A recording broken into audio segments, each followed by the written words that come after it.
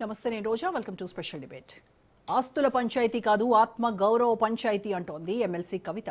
మండలిలో ఆమె చేసిన భావోద్వేగ ప్రసంగంపై జోరుగా చర్చించుకుంటోంది తెలంగాణ సమాజం. జనం కోసమే జాగృతి అంటూ పెద్దల సభలో కవిత గళమెత్తారు. అయినప్పటికీ ఆమె తీరుపై సందేహాలు వ్యక్తమవుతున్నాయి. అజార్ కోసమే రాజీనామా అస్త్రాన్ని సంధించారా? ఆమె వెనకున్న అదృశ్య హస్తం ఎవరిది? కవిత కన్నీళ్లు కాంగ్రెస్ స్క్రిప్టేనా? సొంత కుంపటితో రాణించగలరా? మార్పు తెచ్చే నాయకి కానున్నారా? బీ టీమ్ అనే ప్రచారం జాగృతిపై ఎందుకు వస్తోంది? కవిత ఎజెండాపై ఇవాల్టి స్పెషల్ డిబేట్.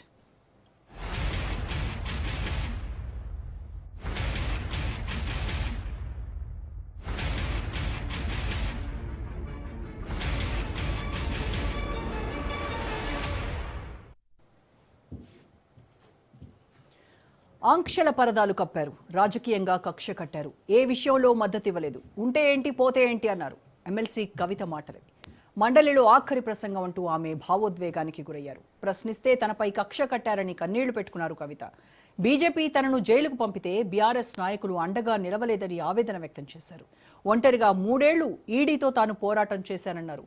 ఒక వ్యక్తిగా బయటకు వెళ్తున్నానని, బలమైన శక్తిగా మళ్లీ చట్టసభల్లోకి వస్తానంటూ శపథం చేశారు కవిత.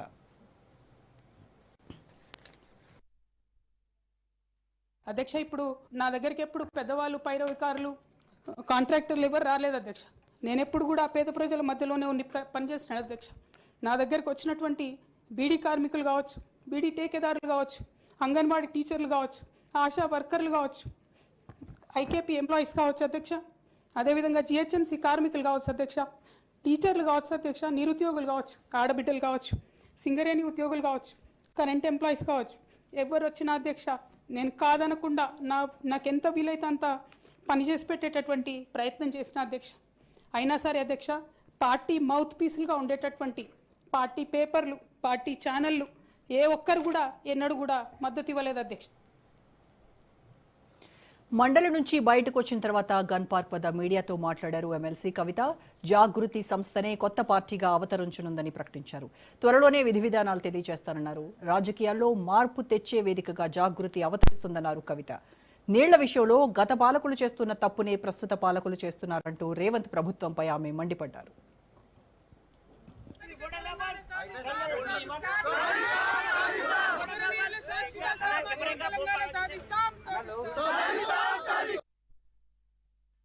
టీఆర్ఎస్ పార్టీ నుండి ఇవాళ ఎంతో మందికి ఆశలు అడియాశలు అయిపోయినాయి. ఆశించినటువంటి వారందరం కూడా ఇబ్బంది పడ్డటువంటి పరిస్థితి. వాళ్ళని కాదని కాంగ్రెస్ పార్టీని గెలిపిస్తే వచ్చినటువంటి కాంగ్రెస్ పార్టీ కూడా గత 2 సంవత్సరాలుగా మరి ప్రజలను, ఉద్యమకారులను, మహిళలను, నిరుద్యోగులను విపరీతంగా మోసం చేస్తూ వస్తున్నారు. ఈ 2 పార్టీలు కూడా తెలంగాణ ప్రజలను గత 12 ఏళ్లలో మభ్యపెట్టిండ్రు, మోసం చేసిండ్రు తప్పితే ఒరిగిందేమీ లేదు. అందుకే ఈ రాష్ట్రంలో తెలంగాణ పేరును తనలో నింపుకున్నటువంటి తెలంగాణ ప్రజల యొక్క రాజకీయ అస్తిత్వాన్ని పొలిటికల్ పార్టీ రావాల్సినటువంటి అవసరం ఉన్నది. తప్పకుండా తెలంగాణ జాగృతి ఒక పార్టీగా ఎదుగుతుంది, పొలిటికల్ పార్టీగా ఎదుగుతుంది. ఈ పార్టీ మరి తెలంగాణ ప్రజల పక్షాన నిలబడి పనిచేస్తుందని కూడా ఈ సందర్భంగా నేను తెలియజేస్తా ఉన్నాను. మరోవైపు తెలంగాణ జాగృతి అధ్యక్షురాలు కవితపై బీఆర్ఎస్ మహిళా నాయకులు మండిపడ్డారు. ఆమె చేసిన వ్యాఖ్యలను తీవ్రంగా ఖండించారు. కూర్చున్న కొమ్మనే కవిత నరుకునే ప్రయత్నం చేస్తున్నారని ఆవేదన వ్యక్తం చేశారు. కవితను ఎవరో వెనకుండి నడిపిస్తున్నారని, వారి ట్రాప్లో పడి సొంత పార్టీని, కన్న తండ్రిని విమర్శిస్తున్నారని ఫైర్ అయ్యారు బీఆర్ఎస్ మహిళా నేతలు. ఎవరో వెనక ఉండి మిమ్మల్ని ఆట ఆడిస్తా ఉంటే మీరు కీలుబొమ్మలాగా ఆడుతున్నారని అందరూ చర్చించుకుంటున్న విషయం. దయచేసి ఇప్పటికైనా స్వతంత్రంగా ఆలోచించి మాట్లాడండి. మీరు గతంలో ఎమ్మెల్సీగా నేను రాజీనామా చేస్తున్నా అని చెప్పి మీరు ప్రకటించి ఉన్నారు. మరి ఎమ్మెల్సీగా రాజీనామా చేసిన మీరు మనస్ఫూర్తిగా చేశారా లేదా అని మేము అడుగుతా ఉన్నాం. దీంట్లో కూడా ఏమైనా నాటకం ఉందా? మీరు మనస్ఫూర్తిగా చేసి ఉంటే చైర్మన్ గారు యాక్సెప్ట్ చేయకుండా ఉంటే మీకు ఇష్టం లేకుంటే బీఆర్ఎస్ పార్టీ ఇచ్చిన ఎమ్మెల్సీ పదవిలో ఇంకా కూడా ఎందుకు కొనసాగుతా ఉన్నారు? కేవలం ఎవరో ఇప్పటికే కాంగ్రెస్ పార్టీకి బీ టీమ్ అనే ప్రచారం జాగృతిపై జరుగుతోంది. తాజాగా మినిస్టర్ అజారుద్దీన్ కోసమే ఆమె రాజీనామా చేశారు అనే వాదన వినిపిస్తోంది. మంత్రి గారికి మార్గం సుగమం చేసేందుకే కవిత పదవీ త్యాగం చేశారని ఆరోపిస్తున్నారు ఆమె ప్రత్యర్థులు. అందుకే పదే పదే కారు పార్టీని టార్గెట్ చేస్తోందని, అధికార పార్టీపై పోరాటం తూతూ మంత్రమే అంటూ సెటైర్లు వేస్తున్నారు.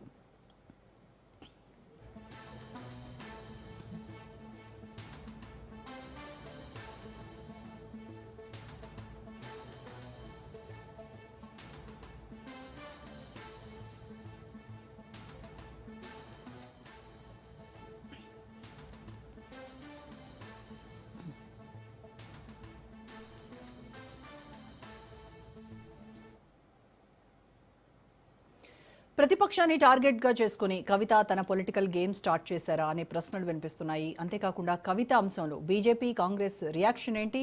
వేచి చూసే ధోరణిలో జాతీయ పార్టీలు ఉన్నాయా? కేసీఆర్ చుట్టూ దయ్యాలున్నాయని చెప్పిన కవిత రాజకీయ ప్రచారంలో తండ్రిపై విమర్శలు చేస్తుందా? ఆమెకు తెలంగాణ రాజకీయాల్లో సొంతంగా ఎదిగేందుకు స్కోప్ ఉందా? తాను గెలవకున్నా గెలిచే వాళ్లను ఓడించేలా దెబ్బ కొట్టగలదా? అసలు కవిత అడుగులు ఎటువైపు అనే చర్చ రోజు రోజుకు పెరుగుతోంది. రైట్, ఇదే అంశంపై ఇవాళ మన డిబేట్లో కూడా మాట్లాడదాం. డిబేట్లో పార్టిసిపేట్ చేస్తున్నారు senior analyst, senior journalist Bandaru Rammohan Rao garu, అలాగే బీఆర్ఎస్ నాయకులు దూదిమెట్ల బాలరాజు గారు అండ్ బీజేపీ అధికార ప్రతినిధి వెంకటరెడ్డి గారు స్టూడియోలో నాతో పాటు ఉన్నారు. కాంగ్రెస్ అధికార ప్రతినిధి డాక్టర్ లింగం యాదవ్ గారు. నమస్కారం అండి అందరికీ. రైట్, ముందుగా రామ్మోహన్ రావు గారు, కవిత ఇవాళ శాసన మండలిలో భావోద్వేగంగా ప్రసంగించారు.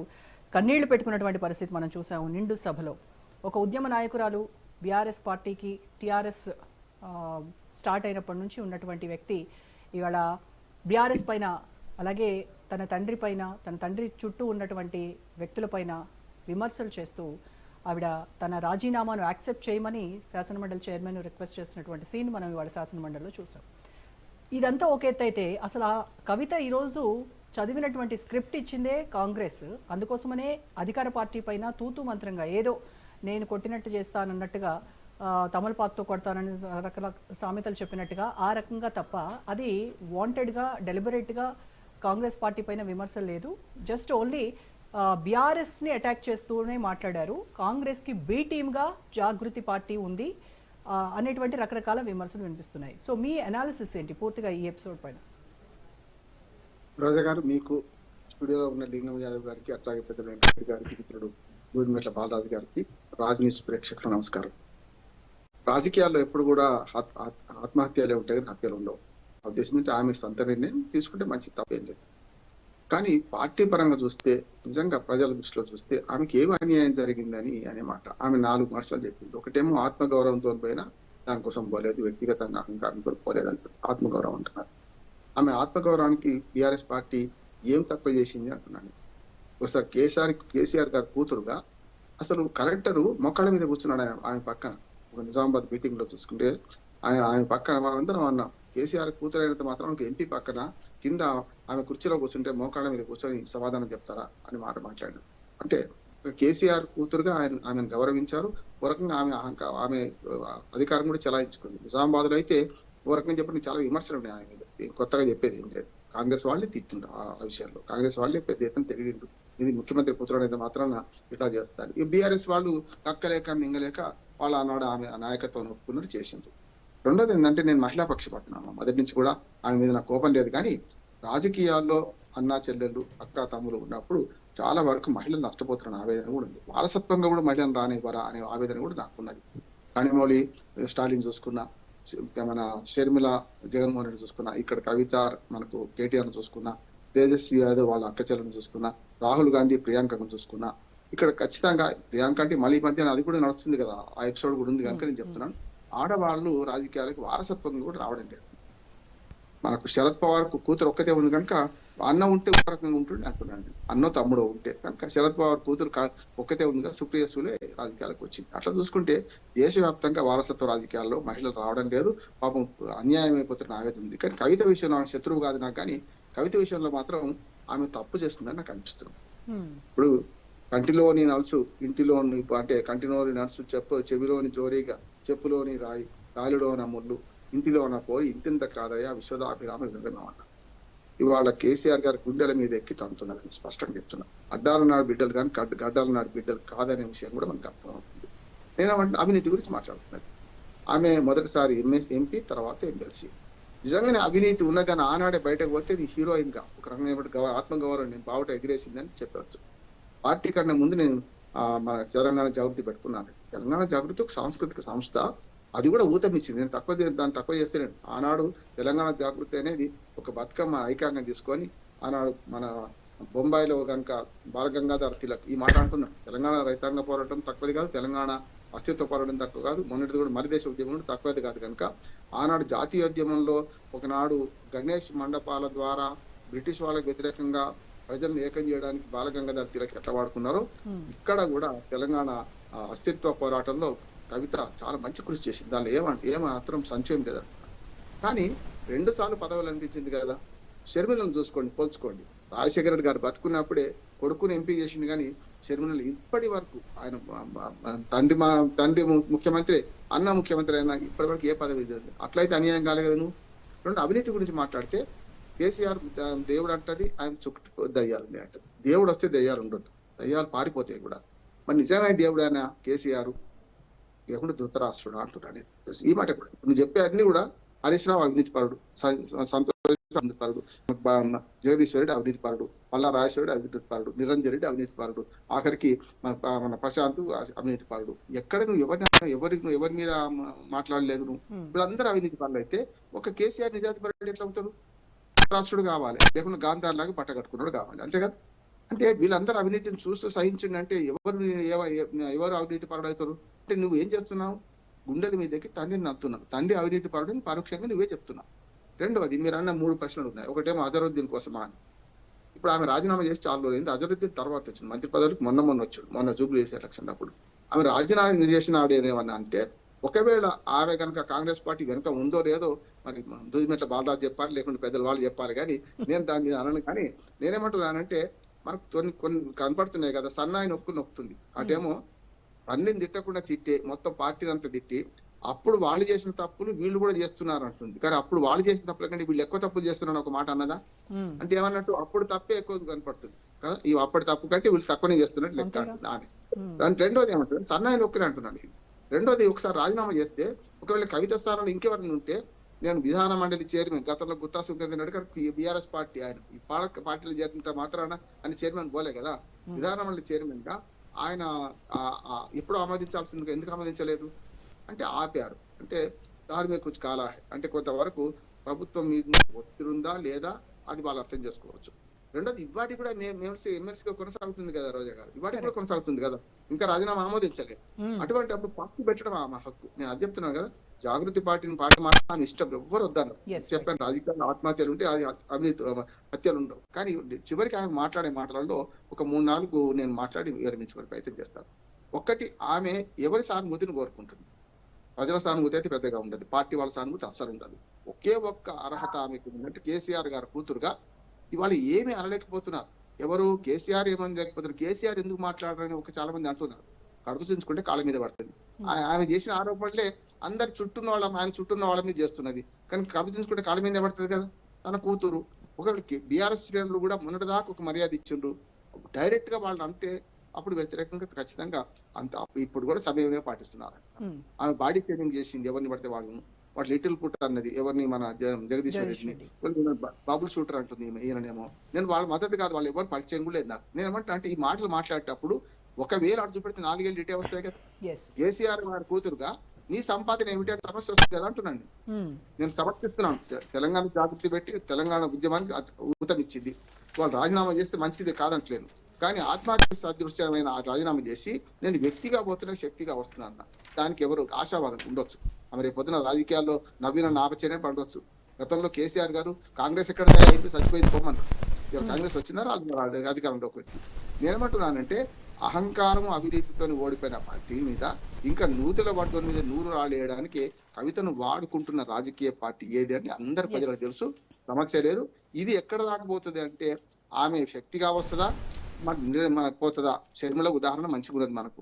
ఆమె కనీసం ఆ బాధలో న్యాయం ఉన్నది, కానీ షర్మిల ఉదాహరణ మంచిగా ఉన్నది కనుక ఇవాళ ఆమె ఇటుపక్క ఇటు కాకుండా పోతుందా, నా ఘాట్కా పోతుందా, ఆమె రాజకీయ భవిష్యత్తు తెలంగాణ ప్రజలు నిర్ణయిస్తారు. రైట్ అండి. ఓకే, బాలరాజు గారు ఈరోజు శాసన మండలిలో జరిగిన ఎపిసోడ్, కవిత మీ పైన సంధించినటువంటి విమర్శన అస్త్రాలు, ఇవన్నీ కూడా బీఆర్ఎస్ పార్టీ ఎలా చూస్తోంది? మేజర్గా మీ పార్టీలో అంతర్గత డెమోక్రసీ లేదని ఆవిడ ఆరోపించారు. అలాగే పార్టీ రాజ్యాంగం అనేది ఒక జోక్ కింద చూస్తారని చెప్పారు. బీజేపీ కక్షతో కవితను జైలుకు పంపితే బీఆర్ఎస్ నాయకులు ఎవరు అండగా నిలబడలేదు. పార్టీ మౌత్ పీస్లు అయినటువంటి మీ పేపర్, మీ ఛానల్ వాళ్ళు కూడా ఎవ్వరూ కూడా తను చేస్తున్నటువంటి పోరాటం కానీ దీని గురించి ఎక్కడ మాట్లాడకపోగా తన పైన స్మియర్ క్యాంపెయినింగ్ చేశారు అనేది ఆవిడ ఆరోపణ. రోజా గారు, ముందుగా మీకు, అదేవిధంగా రాజనీతి ప్రేక్షకులకి, ప్యానెల్లో పెద్దలు వెంకరెడ్డి గారికి, భారతీయ జనతా పార్టీ ప్రతినిధి, అదేవిధంగా కాంగ్రెస్ పార్టీ ప్రతినిధి లింగం యాదవ్ గారికి, అదేవిధంగా రాజకీయ విశ్లేషకులు, సుదీర్ఘ జర్నలిస్ట్ అనుకున్నటువంటి బండారు రామ్మోహన్ రావు గారికి నమస్కారం. ఇంతకుముందే అనేక అంశాలని రామ్మోహన్ రావు గారు స్పృశించారు. భారత రాష్ట్ర సమితిగా ఇలా ఏదైతే కవిత గారు సెప్టెంబర్ 20వ తారీఖు రోజు తను వేకెంట్ అయినా నేను రాజీనామా చేసినని చెప్పేసి 2025 సెప్టెంబర్ 20వ తారీఖు చెప్పినాను. సెప్టెంబర్ ఎప్పుడు పోయినది? September, November, December, September, October, November, December వారికి 4 నెలలుగా వస్తుందండి. మరి వేకెంట్ అయినట్టేమో మన గూగుల్ మ్యాప్ లో చూపెడుతున్నారు. అసెంబ్లీలో మీరు చూడండి, మీరు గూగుల్కి వెళ్ళి చూడండి, ఎమ్మెల్సీల లిస్ట్ అని చెప్పేసి కొట్టండి, కౌన్సిల్ అని చెప్పేసి వేకెంట్ అని చూపెడతా ఉన్నారు. మరి ఈరోజు చివరి అవకాశం అని చెప్పేసి ఇచ్చినారు. మరి ఇలా కాంగ్రెస్ పార్టీ ఏం చెప్పాలనుకుంటుంది, ఏం చెప్పిస్తుంది అనే అనుమానం కూడా భారత రాష్ట్ర సమితి కలిగిస్తుంది. జాగృతిగా తెలంగాణ ఉద్యమంలో కవిత గారి పాత్రని బీఆర్ఎస్ పార్టీ తప్పుపట్టట్లేదు. తెలంగాణ ఉద్యమంలో తను జాగృతి సంస్థను పెట్టి బతుకమ్మ పేరుతోటి కావచ్చు, మిగతా అంశాల పేరుతోటి తను కొట్లాటను మేము ప్రశ్నించట్లేదు. అదే క్రమంలో ఇవాళ భారత రాష్ట్ర సమితిని ప్రశ్నించేటప్పుడు, టిఆర్ఎస్ ను ప్రశ్నించేటప్పుడు, ఉద్యమ పార్టీగా ప్రశ్నించేటప్పుడు ఈ ప్రశ్నలన్నీ ఒకవేళ మీరు తప్పులని అన్నట్టయితే ఆ తప్పులకు మీరు కూడా సాక్ష్యమే కదా. మరి అవన్నీ భరించలేకే కదా అట్లా ఏదో ఒక రోజు రోజా గారు రామ్మోహన్ రావు గారు ఇంతకుముందు చెప్పినారు, ఒకవేళ మేము చేస్తున్న తప్పులని చెప్పేసి మీరు నాడు ఎంపీగా ఉన్నప్పుడు లేదా ఎమ్మెల్సీగా ఉన్నప్పుడు లేకపోతే తెలంగాణ ఉద్యమంలో జాగృతి సంస్థ నడుపుతున్నప్పుడు మేము చేస్తున్నవి తప్పులు, తెలంగాణ ఉద్యమ పార్టీగా మీరు చేస్తున్న తప్పులను మీరు విమర్శించి బయటకు వస్తే తను ఒక లెజెండరీ లీడర్ గా తయారయ్యేవారని చెప్పేసి ఇంతకుముందు రామ్మోహన్ గారు చెప్పిన మాటలు నేను ఏకీభవిస్తాను. ఆ రోజు మీరు ఎంపీగా తెలంగాణ ఉద్యమంలో మీరు ఉద్యమం చేసిరు కాబట్టి కేసీఆర్ గారు ఒక అవకాశం ఇద్దాము, ఒక మహిళగా కేసీఆర్ కూతురిగా కాకుండా ఒక తెలంగాణ ఉద్యమంలో జాగృతి అనే సంస్థను పెట్టింది, బతుకమ్మ అనే సంస్థను పెట్టింది, తనకి ఇంట్రెస్ట్ కూడా ఉంది, ఖచ్చితంగా ఒక నిజామాబాద్ ఎంపీగా అవకాశం ఇద్దామని ఇచ్చినారు. నిజామాబాద్ ఎంపీగా అవకాశం ఇచ్చినప్పుడు నిజామాబాద్ లో ఉన్నటువంటి 10 మంది ఎమ్మెల్యేలు నిజామాబాద్ లో ఉన్నటువంటి 9 మంది 9 మంది ఎమ్మెల్యే గెలిస్తేనే మీరు ఎంపీగా గెలిచారనే వాస్తవాన్ని కూడా మర్చిపోకూడదని చెప్పే అంశాన్ని రాజు గారు తెలియజేస్తా ఉన్నారు. రెండోది, ఇవాళ మీరు ఏదైతే ఇవాళ ప్రభుత్వం వచ్చి 2 సంవత్సరాలు అవుతుంది కాంగ్రెస్ పార్టీ, మేము ప్రతిపక్షంలోకి వచ్చి బీఆర్ఎస్ పార్టీ 2 సంవత్సరాలు అవుతుంది. ఇవాళ అధికారంలో ఉన్నటువంటి పక్షము ఇవాళ అనేక అంశాలు ఉన్నాయండి. ఇవాళ మీరు జనం బాట పేరుతో కావచ్చు, జాగృతి బాట పేరుతో కావచ్చు, మీరు ఒకవేళ అన్ని అంశాలు సృష్టించాలనుకుంటే, ఒకవేళ సాంస్కృతికమైనటువంటి అంశాలను సృష్టించాలనుకుంటే దేవాలయ పేరుతో కావచ్చు, తెలంగాణ సంస్కృతి సంబంధించిన అంశాల్లో కావచ్చు, ఇవాళ ఉన్నటువంటి కాంగ్రెస్ పార్టీ ఏం చేస్తుంది, కాంగ్రెస్ ప్రభుత్వం రేవంత్ రెడ్డి ఏం చేస్తుంది ప్రశ్నించాలి. అవి కూడా ప్రశ్నించారు. గత ప్రెస్ మీట్లు కనుక చూసినట్టయితే కాంగ్రెస్ పార్టీని ప్రశ్నిస్తూనే ఉన్నారు, విమర్శిస్తూనే ఉన్నారు, కానీ అది తక్కువ శాతం. నేనేమంటే బీఆర్ఎస్ తన ఎయిమ్, తన టార్గెట్ అంతా బీఆర్ఎస్, హరీష్ రావు, కేటీఆర్ ని డైరెక్ట్ గా అనలేదు, ఆయన మిగతా వాళ్ళందరూ జగదీష్ రెడ్డి, కృష్ణారావు వీళ్ళందరినీ టార్గెట్ చేస్తున్నారు. సార్ నేనేమంటాను మేడం, ఒకవేళ ప్రశ్నించదలుచుకుంటే నాడు ప్రశ్నిస్తే నీకు ప్రజలలో సానుభూతి పెరిగేది, అదేవిధంగా ఉద్యమకారుల పట్ల సానుభూతి పెరిగేది, అదేవిధంగా మిగతా పార్టీ శ్రేణుల పట్ల కూడా మీకు సానుభూతి పెరిగేది. అదే కవిత గారు అడుగుతున్నారని చెప్పేసి పార్టీ కూడా కొన్ని ప్రచారాలు చేసుకునేదేమో ఆ రోజు మీరు చెప్తే. కానీ ఈ రోజు మీరు బయటికి వెళ్ళి అన్ని అయిపోయిన తర్వాతకి, అధికారం పోయిన తర్వాతకి ప్రశ్నించే అంశాన్ని ప్రజలు గమనిస్తున్న అంశాన్ని స్పష్టంగా తెలియజేస్తాం. సో పార్టీలో ఉన్నప్పుడు ప్రశ్నించుంటే మీరు సరిదిద్దుకునేటువంటి ప్రయత్నం చేసేవాళ్ళు అంటారు. నేను అంటున్నాను ఆ రోజు అవకాశం దొరికేది కానీ అంటున్నాను. ఈ రోజు మాట్లాడడం ద్వారా వచ్చే ప్రయోజనం ఏముంటదంటే కాంగ్రెస్ పార్టీ ప్రభుత్వానికి రేవంత్ రెడ్డి గారికి ఒక చేయూతను అందిస్తున్నట్టుగా కనపడుతున్నది తప్ప ఇదేదో బీఆర్ఎస్ ని విమర్శిస్తున్నట్టుగా కనపడతలేని అంశాన్ని స్పష్టంగా రాజు గారు తెలియదలుచుకున్న మొదటి పాయింట్. ఓకే, నేనేమంటాను రోజా గారు, నేనేమంటే ఉద్యమకారులకు ఏం చేయందే మేమందరం కార్పొరేషన్ చైర్మన్ గా, కొంతమంది ఎమ్మెల్యేలుగా, కొంతమంది సుమారు 1200 మంది చనిపోయిన తెలంగాణ ఉద్యమంలో చెప్పినాం. మా చేతనైన కాడికి కేసీఆర్ గారి నాయకత్వంలో 600 మందిని గుర్తించాము, 600 మందికి సంబంధించినటువంటి అవకాశాలు, ఉద్యోగ అవకాశాలు ఇప్పించాము, వారికి సంబంధించిన 10 లక్షల సంబంధించిన సాయం చేశాము, వారికి గుర్తింపునిచ్చి సన్మానించే సందర్భాలను గుర్తు చేస్తాము. అమరవీరుల స్తూపాన్ని ఏర్పాటు చేసి అమరవీరుల జ్యోతిని నిత్య వెలిగించే విధంగా, ఒక స్ఫూర్తి నింపే విధంగా సెక్రటరియట్కి ఎదురుగా కట్టే సందర్భాన్ని గుర్తు చేస్తాము. అదేవిధంగా అనేక సందర్భాలు ఉద్యమకారుల గురించి మాట్లాడే సందర్భంలో ఇవాళ అనేక మంది ఉద్యమకారులు జర్నలిస్టులుగా ఉన్న వాళ్ళని, అనేక మంది ఉద్యమకారులు కళాకారులు ఉన్న వాళ్ళని, అనేక మంది ఉద్యమకారులు విద్యార్థులుగా ఉన్న వాళ్ళని, అనేక ఉద్యమకారులు BRS party, TRS party, Telangana ఉద్యమం కోసం పనిచేసిన వాళ్ళని కేసీఆర్ గారి నాయకత్వంలో గుర్తించిన సందర్భాన్ని గుర్తు చేస్తా ఉన్నా. రైట్ ఈ రోజు రైట్ మాట్లాడడం ఇంకొక ద్వారా విషయం ఏంటంటే బీజేపీ కేసీఆర్ పైన ఉన్నటువంటి కక్షతో ఢిల్లీ లిక్కర్ స్కామ్ లో ఆవిడని అరెస్ట్ చేసి జైలుకు పంపినప్పుడు ఏ బీఆర్ఎస్ నాయకుడు కూడా తనకు అండగా నిలబడలేదు. ఒంటరిగా ఈడీతో 3 ఏళ్లు తాను పోరాటం చేశానని చెప్తున్నారు. రోజా గారు, మీరు సీనియర్ జర్నలిస్టు, ఈ తెలంగాణ రాజకీయాల్ని అదేవిధంగా తెలంగాణ రాష్ట్రంలో జరుగుతున్న పరిణామాలను ప్రతిదీ నిత్యం మీరు గమనిస్తూ ఉంటారు. మీకు నేను చెప్పాల్సిన అవసరం లేదు. ఇలా రాజ్ న్యూస్ ద్వారా మరొకసారి ఏం చెప్తున్నామంటే, లిక్కర్ సంబంధించిన అంశం వచ్చినప్పుడు కేసీఆర్ గారి మీద కుట్రతోటే కేసీఆర్ గారి కూతుర్ని కవిత గారిని అరెస్ట్ చేస్తా ఉన్నారు, ఇరకాటంలో పెడతా ఉన్నారు అనే అంశాన్ని స్పష్టంగా బీఆర్ఎస్ పార్టీ శ్రేణులు, బీఆర్ఎస్ పార్టీ సమాజం, తెలంగాణ సమాజాన్ని, మహిళా సమాజాన్ని, దాంతో పాటుగా మా పార్టీ వర్కిపేటగా ఉన్న కేటీఆర్ గారు, ఇవాళ నువ్వు విమర్శలు చేస్తున్నటువంటి హరీష్ రావు గారు, పార్టీ నాయకత్వం అంతా కూడా మీ వెనకాల ఉంది అనే అంశాన్ని స్పష్టంగా రాజ్ న్యూస్ ద్వారా తెలియజేస్తా ఉన్నాం. ఒకవేళ మీ వెనకాల లేకపోతే ఒక 7-8 రోజులు ఢిల్లీలో ఎందుకు ఉండాల్సి వచ్చింది హరీష్ రావు గారు కానీ, కేటీఆర్ గారు కానీ, మా మాజీ మంత్రివర్యులు కానీ, అదేవిధంగా పార్టీ ఎమ్మెల్యేలు కానీ, పార్టీ సమాజం అంతా ఎందుకు ఉండాల్సి వచ్చింది? మీ వెనకాల ఉండి ఆడపడుచు పైన ఇదేం అన్యాయం చేస్తా ఉన్నారు, దాన్ని చేసిన తప్పేంటి అనే అంశాన్ని స్పష్టంగా బీఆర్ఎస్ పార్టీ తరఫున కేసీఆర్ గారి మార్గదర్శకంలోనే ఏ సంఘటన జరిగినా మీకోసం కొట్లాడింది బీఆర్ఎస్ పార్టీ, మీ వెనకాల ఉన్నది బీఆర్ఎస్ పార్టీ. కవిత ఒక్కటి కాదు కదా, కవిత అంటే బీఆర్ఎస్ పార్టీ కుటుంబంలో సభ్యురాలు అనుకున్నాం మేము ఆ రోజు. బీఆర్ఎస్ పార్టీ సభ్యురాలుగా కేసీఆర్ గారి కూతురుగా మీ వెనకాల ఉండలే. బీఆర్ఎస్ పార్టీలో ఒక సభ్యురాలు, నువ్వు ఎమ్మెల్సీగా ఉన్నావు, ఎంపీగా పనిచేసింది కాబట్టి మీ వెనకాల బీఆర్ఎస్ పార్టీ కుటుంబం ఉంది. ఆ బీఆర్ఎస్ కుటుంబంలో ఓకే, అప్పుడు బీఆర్ఎస్ పార్టీలో కవిత ఉన్నప్పుడు మీరందరూ ఆవిడ వెనకున్నారు. ఇప్పుడు బీఆర్ఎస్ పార్టీలోంచి ఆవిడ బయటకు వచ్చింది. ఇప్పుడు ఆవిడ వెనక ఎవరున్నారు అనుకుంటున్నారు మీరు? ఇప్పుడు బీఆర్ఎస్ పార్టీలో ఉన్నప్పుడు బీఆర్ఎస్ పార్టీ కుటుంబం వారి వెనకాల ఉంది. ఈ రోజు తను ఒక శక్తిగా వస్తాననుకున్నప్పుడు ఆహ్వానిస్తాము. డెఫినెట్ గా ఈ కాంగ్రెస్ పార్టీ ప్రభుత్వం పైన, రేవంత్ రెడ్డి సర్కార్ పైన నువ్వు ఒక వ్యక్తిగా వెళ్తా ఉన్నావు, బయటికి ఒక శక్తిగా రావాలని కోరుకుంటా ఉన్నావు. ఆ శక్తి ప్రభుత్వంపై పోరాడే శక్తి అవ్వాలి అని కోరుకుంటున్నారు. రేవంత్ రెడ్డి పైన కొట్టాడాలనుకుంటారు, రేవంత్ రెడ్డి సంబంధించినటువంటి అంశాలపైన మాట్లాడాలనుకుంటారు, రేవంత్ రెడ్డి ఇచ్చిన హామీల పైన కొట్టాడాలనుకుంటారు, రేవంత్ రెడ్డి అమలు చేస్తున్న పథకాల అమలు పైన, లోపాల పైన మాట్లాడాలనుకుంటున్నాం. ఈ రోజు జరుగుతున్న విద్యా వ్యవస్థ మీద, యూరియా వ్యవస్థ మీద, అదే విధంగా గురుకుల పాఠశాలలో జరుగుతున్న పరిస్థితి మీద అనేక అంశాలు ఉన్నాయి మేడం ఈ రోజు రాష్ట్రంలో. ఒక్క అంశం కాదు. బీఆర్ఎస్ పార్టీగా మేము కొట్లాడుతా ఉన్నాం. మీరు కూడా ఒకవేళ జాగృతి ద్వారా ఒక పార్టీ పెట్టేసి కొట్లాడితే మేము ఆహ్వానిస్తాము. ఒక రాజకీయ పార్టీగా మీరు పెడుతున్నప్పుడు ఆహ్వానిస్తాము. మీరు ఏదో బీఆర్ఎస్ పార్టీ తిట్టడం కోసం, బీఆర్ఎస్ పార్టీని బ్లేమ్ చేయడం కోసం, బీఆర్ఎస్ పార్టీ నాకు ఏం చేయలేదు, కేసీఆర్ నాకు ఏం చేయలేడు, కేటీఆర్ నాకు ఏం చేయలేడు, హరీష్ రావు నాకు ఏం చేయలేడు అనేటువంటి బాధ ఏ మాటలు ఏదైతున్నాయో ఇది నీ మాటలుగా కనిపించట్లేవు అని ఆ అంశాన్ని స్పష్టంగా తెలియజేస్తా ఉన్నాం. సరే, అలా మేడం నేను అడుగుతున్నాను, ఇంకోటి కూడా అడుగుతున్నాను. కాంగ్రెస్ పార్టీ ఒకవేళ మాట్లాడించకపోతే, నేను అడుగుతున్నాను, కాంగ్రెస్ పార్టీ ఒకవేళ కవిత గారిని మాట్లాడించకపోతే హరీష్ రావు గారు వెళ్ళి స్పీకర్ గారికి రిప్రజెంటేషన్ చేసినారు. అయ్యా, మీరు పాలమూరు రంగారెడ్డి ఎత్తిపోతల సంబంధించిన అంశం గురించి మాట్లాడుతూ ఉన్నారు, మేము ఏదో తప్పులు చేసినాం, బీఆర్ఎస్ పార్టీ అన్యాయం చేసిందని మాట్లాడుతూ ఉన్నారు. మీరు పవర్ పాయింట్ ప్రజెంటేషన్ మాకు కూడా పవర్ పాయింట్ ప్రజెంటేషన్ ఇవ్వమంటే బీఆర్ఎస్ పార్టీకి అవకాశం దొరకదు. బీఆర్ఎస్ పార్టీ నాయకులు మాట్లాడేందుకు అవకాశం దొరకదు. సీఎం ను విమర్శిస్తేందుకు మాత్రం మీ స్పీకర్ గారికి శాసనసభ అడ్డం పడుతుంది.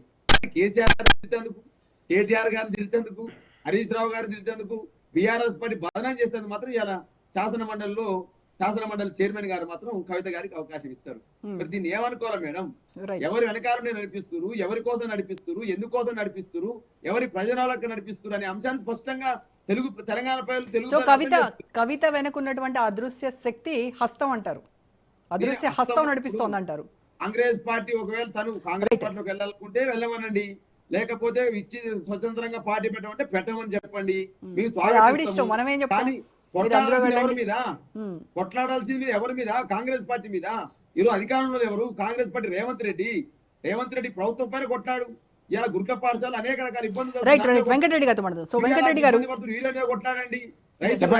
వెంకటరెడ్డి గారు, బీఆర్ఎస్ ను, బీఆర్ఎస్ నాయకులను పూర్తిగా విమర్శిస్తూ కొంత స్థాయిలో కాంగ్రెస్ పార్టీని, సీఎం రేవంత్ రెడ్డిని విమర్శిస్తూ, అది కూడా ఇక్కడ తన తండ్రిని ఉగ్రవాది కసబ్తో పోల్చడాన్ని తీవ్రంగా వ్యతిరేకిస్తూ, అలా కాంగ్రెస్ పార్టీని కూడా వ్యతిరేకిస్తూ, బీజేపీ మాత్రం కక్షపూరిత రాజకీయాలతోనే, తన తండ్రి పైన ఉన్నటువంటి కక్షతోనే తనని ఢిల్లీ లిక్కర్ స్కామ్లో అరెస్ట్ చేసి జైలుకు పంపించారు అని, అలాగే బీఆర్ఎస్ బీజేపీ రెండూ ఒకటే కలిసి పనిచేయబోతున్నాయని ఆవిడ విమర్శలు చేసినటువంటి పరిస్థితి. ఇప్పుడు రోజా గారు కవిత మాట్లాడిన దాంట్లో టోటల్ గా 4 మాసాలుగా ఆమె పెద్ద కన్ఫ్యూజన్ లో ఉంది. మ్హూ. చీకట్లో ప్రయాణం చేస్తుంది. ఎక్కడ ప్రయాణం చేయాలని అర్థం కాక ఆ కుటుంబ రాజకీయ అంతర్గత కుమ్ములాటలు, కొట్లాటలు, పదవులు, ఆస్తులు వాటన్నిటికీ సంబంధించినటువంటి విషయం లోపల ఆమెకు అభిప్రాయ భేదాలు ఉన్నమాట వాస్తవం, స్పష్టంగా కనపడుతున్నటువంటిది. ఆమె మాట్లాడింది వల్ల కౌన్సిల్లో నాకు అర్థం కాలేదు.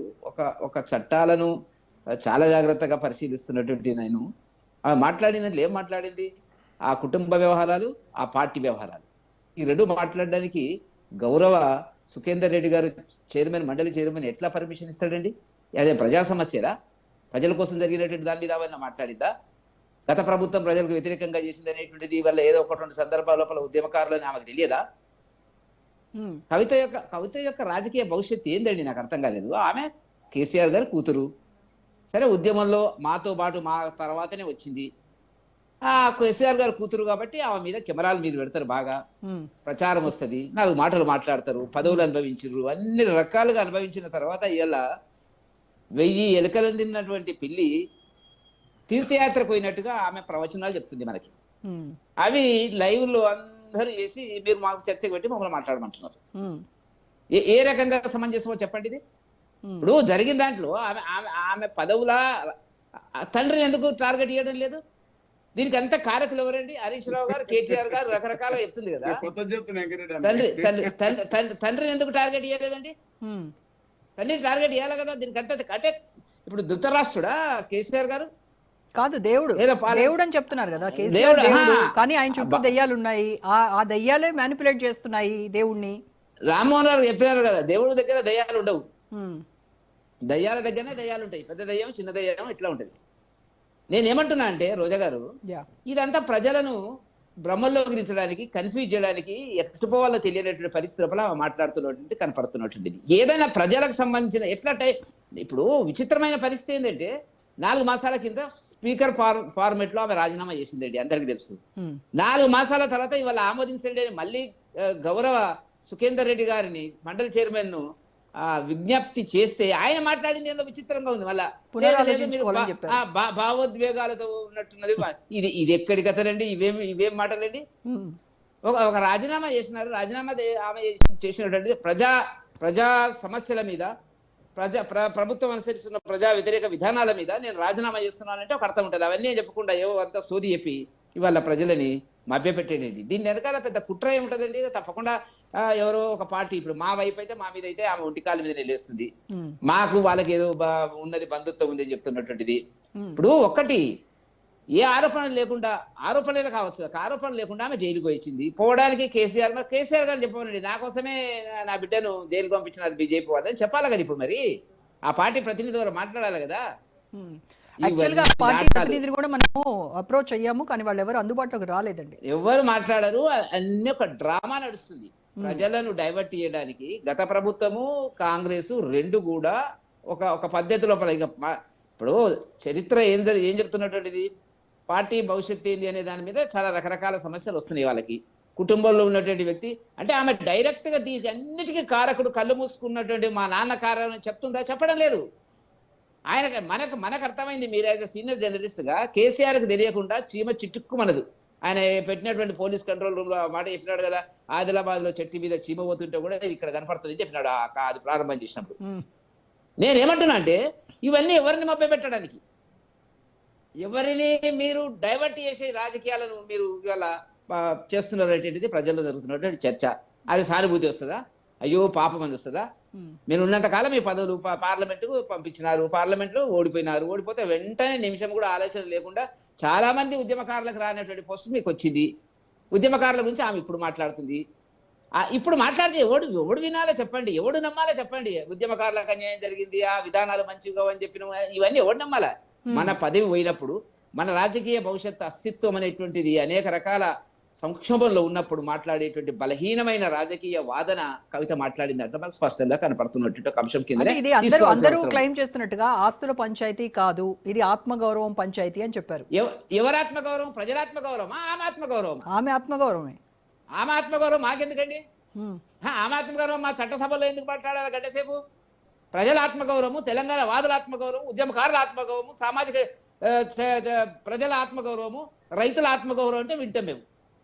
ఆమె ఆత్మగౌరవం తెచ్చి మాకందరికి ఎంత రుద్దుతున్నారు బురద. కాబట్టి అసలు వాళ్ళు సరే మీరు కొంతకాలం చర్చలు పెడతారు, ఎవరన్నా ఒక్కరన్నా కీలకమైన నాయకుడు వెంట వెళ్ళినాడా? ఆ పార్టీలో నుంచి వెళ్ళినాడా, లేకపోతే ఇతర పార్టీల నుంచి వచ్చినాడా? వ్యక్తిగా వెళ్తాను, శక్తిగా వస్తారు. సరే కళలు కనొచ్చు, ఇది ఇష్టమని కలర్ ఫిల్మ్, చాలా మంది వచ్చినారు, చాలా మంది పోయినారు, పార్టీలు పెట్టినారు, వచ్చినారు, ఎక్కడ వాళ్ళు అక్కడ ఉన్నారు. మనకు తెలిసినటువంటిది తెలంగాణలో ఏదో ఉద్యమ కాలంలో ఉద్యమ ఆకాంక్షల మేరకు ప్రజలు బీఆర్ఎస్ కు మద్దతు ఇచ్చిన మాట వాస్తవం, మీరు అధికారంలోకి వచ్చిన మాట వాస్తవం. లేకపోతే మీ అడ్రస్ ఎక్కడ, మీరెక్కడ, ఏం జరుగుతుంది అనేటువంటి ప్రజలకు తెలియదా? కాబట్టి ఈ చర్చ అనేటువంటిది ఏదైతే ఆమె చేస్తున్నటువంటిదో, మరి ఏ కేసు లేకుండానే మా కేసులు బుక్ అయినాయా, సిబిఐ కేసులు, ఈడీ కేసులు బుక్ అయినాయా? మరి దాంట్లో ఇప్పుడు అంటుంది మనకైతే తెలుసు కదా, బాలరాజు గారు చెప్పినారు, వాళ్ళు ఎంత కష్టపడ్డారు ఆమెను బెయిల్ తీసుకురావడానికి అనేటువంటిది పార్టీలో మనకు అందరికీ తెలిసిందే కదా. మీడియా నేను కళ్ళు గప్పలేం కదా. ఇప్పుడు నాకు ఎవరిని పట్టించుకోలేదు అంటే మరి ఎట్లా? ఇవన్నీ శేష ప్రశ్నలు ప్రజల ముందు ఉన్నాయి కాబట్టి అది సానుభూతి మాత్రం రాదు అనేటువంటిది చాలా స్పష్టంగా కనపడుతున్నటువంటి అంశం. Right, welcome back. సో లింగం యాదవ్ గారు, కవిత మండలిలో ఇవాళ చేసినటువంటి భావోద్వేగ ప్రసంగం, ఆవిడ చదివినటువంటి స్క్రిప్ట్ మొత్తం కూడా కాంగ్రెస్ పార్టీ ఇచ్చింది. కవిత జాగృతి పార్టీ ఏదైతే ఉందో, కొత్తగా అవతరించబోతున్నటువంటి పార్టీ జాగృతి పార్టీ, కాంగ్రెస్ పార్టీకి బి టీము అని చెప్పి చాలా విమర్శలు అయితే వస్తున్నాయి. మీరే వెనకుండి కవితను నడిపిస్తున్నారు అనే దానికి మీ సమాధానం? గుడ్ ఈవినింగ్ అండి. ముందుగా మీకు, రాజ్ న్యూస్ ప్రేక్షకులు, పెద్దలు, కోపానిస్టులందరికీ ఎస్ డెఫినెట్గా ఇవాళ కవిత గారు ఏదైతే అసెంబ్లీలో మాట్లాడిందో ఇదే విషయాన్ని కాంగ్రెస్ పార్టీ ఆనాడు ప్రతిపక్ష పార్టీగా చాలా స్పష్టంగా చెప్పింది. బీఆర్ఎస్ 10 ఏళ్ల పాలనంతా కూడా అవినీతి అక్రమాలు, ఇవాళ తెలంగాణ ప్రజల కష్టార్జితమైన సొమ్ముని దాచుకున్నారు. ఆ దాచుకున్న సొమ్ములో వాటాల పంచాయతీ తప్ప మరేది కాదని దానికి అనుగుణంగానే ఇవాళ కవిత గారు కూడా చాలా స్పష్టంగా బీఆర్ఎస్ 10 ఏళ్ల పాలన ఎంత అవినీతి అక్రమాలు జరిగినాయి, ఏ విధంగా నిర్బంధాలలో 10 ఏళ్ల తెలంగాణలో కేసీఆర్ పాలనలో జరిగింది, కనీసం మాట్లాడే స్వేచ్ఛ కూడా 10 ఏళ్ల కేసీఆర్ పాలన లేదు. ఇవాళ కాళేశ్వరం నుంచి మొదలు పెట్టుకుంటే కాదేదు అవినీతికి అనర్హం అని ఎక్కడ చూసినా ఇవాళ చివరకు ఫోన్ టాపింగ్ లాంటిది. అంటే ఎంత దిగజారి బీఆర్ఎస్ 10 ఏళ్ల పాలన జరిగిందనేది మేము ఆ మొదటి నుంచి కూడా చెప్తూనే ఉన్నాం. ఇవాళ కవిత గారు కూడా స్వయంగా కేసీఆర్ కూతురే కవిత గారు కూడా బయటకు వచ్చింది. చివరకు ఫ్యామిలీ మెంబర్స్ను కూడా ఫోన్ టాపింగ్ చేసి, అంటే ఒక ఫండమెంటల్ రైట్స్ను కూడా వైలేషన్ చేసినటువంటి చరిత్ర, దుర్మార్గ పాలన కేసీఆర్ నిర్బంధ పాలన 10 ఏళ్ల ఏ విధంగా ఉందనేది ఇవాళ చెప్పడం జరిగింది. ఇవాళ ప్రజాప్రభుత్వంలో ఒక స్వేచ్ఛాయుత వాతావరణంలో ఇవాళ తెలంగాణలో ప్రజలు ఎవరైనా కూడా తన యొక్క నిర్ణయాలను నిర్భయంగా స్వేచ్ఛగా చెప్పుకోవచ్చు. దానిలో భాగంగానే కవిత గారు ఏ విధంగా జరిగిందనే చెప్పారు. ఇంకొకటి, కవిత గారు వెనక ఎవరున్నారు అనేది తెలంగాణ ప్రజలందరికీ తెలుసు. ఇవాళ బీఆర్ఎస్ 10 ఏళ్ల పాలన అవినీతి అక్రమాలు, ప్రత్యేకించి ఇప్పుడే బీఆర్ఎస్ నాయకుడు మిత్రుడు చెప్పాడు ఏ విధంగా ఇవాళ కృష్ణా రివర్లో జరిగిందని. మరి 10 ఏళ్లలో ముఖ్యమంత్రిగా ఉన్నది కేసీఆరే కదా, 10 ఏళ్ల ఇరిగేషన్ మంత్రి ఉన్నది మీ నాయకులే కదా. మరి 299 టీఎంసీకి ఒప్పుకుంది, దక్షిణ తెలంగాణకు ఉరితాడి చేసింది ఇదే కేసీఆర్ పాలనలే కదా. ఈ అవినీతి అక్రమాలుతో పాటు ఏ విధంగా దక్షిణ తెలంగాణకు మోసం చేసి బీఆర్ఎస్, కేసీఆర్, అదేవిధంగా బీఆర్ఎస్ నాయకులు అనేది ఇవాళ బయటపడుతుంది. దాన్ని డైవర్ట్ చేయడం కోసం ఆ డైవర్షన్లో భాగంగానే ఇవాళ కేసీఆర్ కూతురు కవిత గారు వచ్చి వారు ఏదో మళ్ళీ ఏదో ఇవాళ మేమిద్దరం ఇవాళ కేసీఆర్ మంచి, మరి కేసీఆర్ గురించి గతంలో కవిత గారే చెప్పారు చుట్టూ దయ్యాలున్నాయని. మేము మొదటి నుంచి చెప్తున్నాం, ఇది వాటాల పంచాయతీ. బీఆర్ఎస్ పార్టీలో అధినాయకత్వానికి ఎవరు కేసీఆర్ తర్వాత నాయకుడు ఎవరని దానికి జరుగుతున్న పోటీ తప్ప. చాలా క్రిస్టల్ క్లియర్ గా చెప్పారు కదా, ఇది ఆస్తుల పంచాయతీ కాదు, వాటాల పంచాయతీ కాదు. అనవసరంగా కాంగ్రెస్ పార్టీ దీనిపైన బ్లేమ్ చేస్తోంది నన్ను, ఇది నా ఆత్మగౌరవానికి సంబంధించినటువంటి పంచాయతీ అని చెప్తోంది. మీరు చెప్పారు కదా లింగం గారు, ఇప్పుడు కాళేశ్వరం నుంచి మొదలెడితే కాదేది అవినీతికి అనర్హం అని చెప్పారు కదా. మరి ఇంత అవినీతి జరుగుతుంది, మీరు ప్రతిపక్షంలో ఉన్నప్పుడు అధికారంలోకి వచ్చిన తర్వాత కూడా మీరు ఇవే ఆరోపణలు చేస్తున్నారు. ఇన్ని విచారణలు అయినాయి, మరి మీరు ఎందుకు అరెస్ట్ చేయట్లేదు? ఎస్, మీరన్నట్టు విచారణలు అనేది అండి, ఈ దేశ భారత రాజ్యాంగం ప్రకారం జ్యుడిషియరీ, ఎగ్జిక్యూటివ్, లెజిస్లేటివ్ ఏ దాని పని వాది ఇండిపెండెంట్ గా ఆ యొక్క వ్యవస్థలు చేస్తాయి. ఇవాళ జ్యుడిషియల్ పని జ్యుడిషియల్ చేస్తండి. కాంగ్రెస్ ప్రభుత్వం ఇమ్మీడియట్ గా కేసీఆర్ నో కేటీఆర్ నో పని చేయదండి, ఇది మీ అందరికీ తెలుసు. ఇది ఒక చట్టం ప్రకారం మేము భారత రాజ్యాంగాన్ని, ప్రజాస్వామ్యాన్ని నమ్మే పార్టీ ప్రభుత్వం మాది. ఎంక్వైరీ నడుస్తుంది, ఎంక్వైరీ ఆధారంగానే శిక్షలు ఉంటాయి తప్ప ఏదో ఇవాళ మాకు నచ్చలేదు కాబట్టి అంటే గతంలో కేసీఆర్ ఆ విధంగా చేసిండు, ఇవాళ కేంద్రంలో బీజేపీ కూడా ఆ విధంగా చేస్తుంది. కానీ మేము మాత్రం ఆ విధంగా చెయ్యం. ఏదేమైనా ఎంక్వైరీ ప్రకారమే జరుగుతుంది. ఎంక్వైరీ అయిన తర్వాత కోర్టులు డిసైడ్ చేస్తారండి, మేము కాదు. ఇవాళ మీరు అదే చాలా మంది తెలిసి కూడా ఏదో బీఆర్ఎస్ నాయకులు కూడా ఆ విధంగా ఎందుకు ఇంకా అరెస్ట్ చేయట్లేదు, అరెస్ట్ చేసేది మేము ప్రభుత్వం చేయదండి, పోలీస్ వ్యవస్థ చేస్తుంది, చట్టాలు ఉన్నాయి, దాని ప్రకారం కోర్టులు డిసైడ్ చేస్తాయి. కమిటీ వేసింది అయితే ప్రభుత్వమే కదా. ఎస్, అదే చెప్తున్నా. ఎంక్వైరీ మేము మా ప్రభుత్వంలో ఎంక్వైరీ ఒక ఇండిపెండెంట్ గా నడుస్తుంది. కేసీఆర్ లెక్క ఆనాడు ప్రధాన ప్రతిపక్ష నాయకుల్ని ఉద్యమకారుల్ని అరెస్ట్ చేసిన చరిత్ర కేసీఆర్ది. మేము ఆ విధంగా చెయ్యమంటున్నాం. చివరికి ముఖ్యమంత్రి గారు కూడా మన చాలా స్పష్టంగా చెప్పారు, వందలాది మందిని చంపిన కసబ్ లాంటి వ్యక్తి కూడా చట్ట ప్రకారమే శిక్ష పడుతుంది, వ్యక్తిగతంగా ఉండదండి. ఇవాళ కేసీఆర్ కూడా అవినీతి జరిగిందని నేను చెప్పడం కాదు కదా, కాగు రిపోర్ట్ ఇచ్చింది, కాంగ్రెస్ పార్టీ కాదు కదండి. కాగు ఎవరి ఆధ్వర్యంలో పనిచేస్తాం మీకు తెలియదా? ఇవాళ కాగే చాలా స్పష్టంగా జరిగింది, కాళేశ్వరంలో అవినీతి జరిగిందని. చివరికి టెలిఫోన్ ట్యాపింగ్ అని చాలా వ్యవస్థలు ఉన్నాయి. ఇవాళ నేను ఇంకా చెప్పమంటే చెప్తా వాళ్ళ అవినీతి. ఒక ఫండమెంటల్ రైట్, ప్రాథమిక హక్కు, రైట్ టు ప్రైవసీజే, దాన్ని కూడా వైలేషన్ చేసి భార్య భర్తలు ఏం మాట్లాడుకురు ఇన్నటువంటి దుర్మార్గులు. అంతకంటే ఇంకా ఈయనమేముంటుందండి? వాళ్ళ గురించి మనం ఏం మాట్లాడుకుంటాం? నేనేమంటున్నట్టు ఇవన్నీ జరిగింది. ఇవాళ గతంలో కవిత గారు మాట్లాడడానికి స్వేచ్ఛ లేదు, బీఆర్ఎస్ నియంతృత్వంలో ఒక రాజరికంలో ఉంది. ఇవాళ తెలంగాణలో ప్రజాప్రభుత్వం స్వేచ్ఛాయుత వాతావరణంలో పరిపాలన జరుగుతుంది. ఇవాళ నిజాన్ని నిర్భయంగా చెప్పారు, దానికి మాకేం సంబంధం అండి? అంటే ఇప్పుడు కాంగ్రెస్ ప్రభుత్వం స్వేచ్ఛాయుత వాతావరణం కల్పించినందువల్ల కవిత బీఆర్ఎస్ పార్టీ నుంచి బయటకు వచ్చి వాళ్ళపైన ఆరోపణలు చేస్తుందా? నేను అదే చెప్తున్నా, స్వేచ్ఛాయుత వాతావరణంలో ఉండడం వల్ల కవిత గారు అంత స్వేచ్ఛగా మాట్లాడుతూ, గతంలో మాట్లాడుకున్న స్వేచ్ఛ ఎక్కడదండి? చివరకు ప్రతిపక్ష నాయకుడు ఉద్యమకారులనే కాదు, ధర్నా చౌక్ ఎత్తేసిన దుర్మార్గులు కదా. మీరు చూడండి, జర్నలిస్టుల మీద ఎన్నో కేసులు పెట్టారు, ఉద్యమకారుల మీద. చివరి గద్దర్ లాంటి వ్యక్తిని ఇంట్లో కూడా రానియలే. ఏ విధంగా? అదేవిధంగా కోదండరాం లాంటి వ్యక్తిని దర్వాజా తలుపులు వలగొట్టారు, అరెస్ట్ చేసిరు. అంటే వాళ్ళు అవమానించింది వాళ్ళు. ఇవాళ ప్రజాస్వామ్యయుతంగా పరిపాలన జరుగుతుంది, వాళ్ళు స్వేచ్ఛగా చెప్తున్నారు. అంటే ఎంత మనం అర్థం చేసుకోవాల్సింది ఏంటంటే, ఇక్కడ 10 ఏళ్లలో ఎంత నిర్బంధంలో తెలంగాణ ఉంది, దాని గురించి మీరు ఎందుకు మాట్లాడరు? గతంలో సొంత బిడ్డే మాట్లాడలేనటువంటి సిచ్యువేషన్ కల్పించినటువంటి గత పాలకులు. అంటే మనం అర్థం చేసుకోవచ్చు, సొంత కూతురు కూడా మాట్లాడలేని పరిస్థితి వచ్చిందంటే కాంగ్రెస్ స్వేచ్ఛ కల్పించినందుకు మాట్లాడుతుందా, లేకపోతే కాంగ్రెస్ అండదండలు చూసుకొని మాట్లాడుతుందా? కాంగ్రెస్ అండదండలు మాకేం సంబంధం అండి? అదే కుటుంబాన్ని ఇంతకుముందు పెద్దలు కూడా చెప్పారు, అది కల్వకుంట్ల కుటుంబంలో జరుగుతున్నటువంటి వాటాల పంచాయతీల కోసం నాయకత్వ పంచాయతీ జరుగుతుంది. ఇవాళ మిత్రుడు మాట్లాడుతున్నారు ఉద్యమకారులని. మరి 10 ఏళ్లలో ఎంతమంది ఉద్యమకారులను గౌరవించరండి? మన ఉద్యమంలో మనం చెప్పింది ఎంతమంది అమరులు అయ్యారన్నో, ఎంతమందిని గుర్తించారు మీరు? చివరకు ఉద్యమకారుని గద్దర్ని ఏ విధంగా అవమానించారు మనం చూడలేదా? గద్దర్ని ఏ విధంగా అవమానించారో చూడలేదా? ఇవాళ మీరు మాట్లాడితే ఎట్లా? విను మిత్రమా, మీరు మాట్లాడినప్పుడు విను. చాలా ఓపిక ఉండాలి. మీరు అధికారం పోయింది, ఇంకా ఓపిక వినండి. నేనేమంటున్నంటే, మీరు 10 ఏళ్లలో ఆ విధంగా చేసిర్రు, ఉద్యమకారులు మీకు ఇవాళ గుర్తొచ్చిరు. మరి 10 ఏళ్లలో ఎంతమంది ఉద్యమకారులు గుర్తించారండి? ఎంతమంది మీరు గుర్తించి గౌరవించారండి? వాళ్ళకి ఎన్నో చెప్పిరు, మరి ఎందుకు చేయలేదు? అదే చెప్తున్నా, బిడ్డ ఓడిపోతే ఎమ్మెల్సీ చేస్తారు, మరి ఉద్యమకారులని ఎందుకు మీరు పట్టించుకోలే? ఆనాడు తెలంగాణ కోసం కొట్లాడిందే నీళ్లు, నిధులు, నియామకాలు. మరి నీళ్ల పేరు మీద ఇవాళ మనం చూస్తున్నాం, దక్షిణ తెలంగాణ చేస్తున్నా. ఒక నల్గొండ జిల్లా బిడ్డగా చెప్తున్నా, ఇవాళ మా నల్గొండ, పాలమూరు, రంగారెడ్డి ఎడారిగా మారడానికి కారణం కేసీఆర్ పాలన కదా. నువ్వు ఆనాడు ఎట్లా ఒప్పుకొని వస్తావు 299కు? మీకు తెలియదా అండి? ఎక్కడైనా క్యాచ్మెంట్ ఏరియా ప్రకారం వాటర్ డిస్ట్రిబ్యూషన్ అలొకేషన్ జరుగుతుంది. టెంపరీ టెంపరీకైనా ఎట్లా ఒప్పుకుంటారండి మీరు?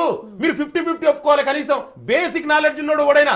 నేను అంతర్జాతీయ నది జల చట్టాల ప్రకారమైన, ఈ దేశ జల చట్టాల ప్రకారమైన క్యాచ్మెంట్ ఏరియా ఆధారంగా డిస్ట్రిబ్యూషన్ జరగాలి. నువ్వు ఎట్లా ఒప్పుకుంటావు? కనీసం 50-50 అన్నా జరగాలి, 8 లెవెల్లో 50-50 అన్నా జరగాలి. అది చేయలేదు. నువ్వే చెప్పినావు కదా, రాయలసీమని రతనాల సీమ చేస్తాని. 3000 టీఎంసీ నీళ్లు గోదావరి నీళ్లు సముద్రంలో కలుస్తున్నాయి, రాయలసీమ నీళ్లు తీసుకొచ్చి రాయలసీమని రతనాల సీమ చేస్తాని చేపల పులుసు రోజా ఇంట్లో తిన్నావు. అసలు ఎవరైనా చెప్పిరండి?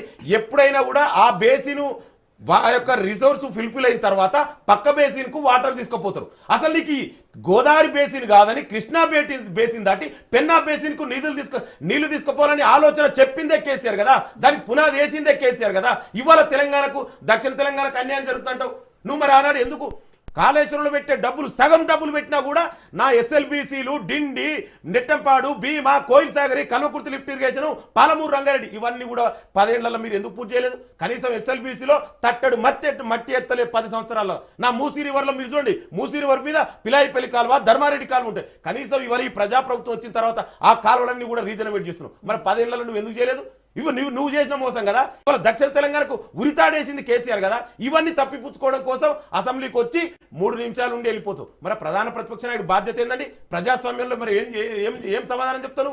అంటే ఈ అవినీతి ఎక్కడ బయటపడతావు? నువ్వు చేసిన తప్పిదాలు బయటపడతాయని నువ్వు ఇవాళ అసెంబ్లీ నుంచి పారిపోయి ఫామ్ హౌస్ లో దాక్కుంటావు. మీ బీఆర్ఎస్ ఎమ్మెల్యేలు అసెంబ్లీ బైకట్ దేనికోసం బైకట్ చేస్తారండి? మరి వాళ్ళు మాట్లాడకపోతే మాట్లాడడానికే టైం ఇవ్వకపోతే ఎక్కడ బైకట్ చేస్తే ఎస్ రోజా గారు మీరు కూడా చాలా సీనియర్ జర్నలిస్టులు. మన అందరం కేసీఆర్ ఎంతసేపు మన అసెంబ్లీలో ఎంత టైం స్పెండ్ చేసిన మీరు చెప్పండి?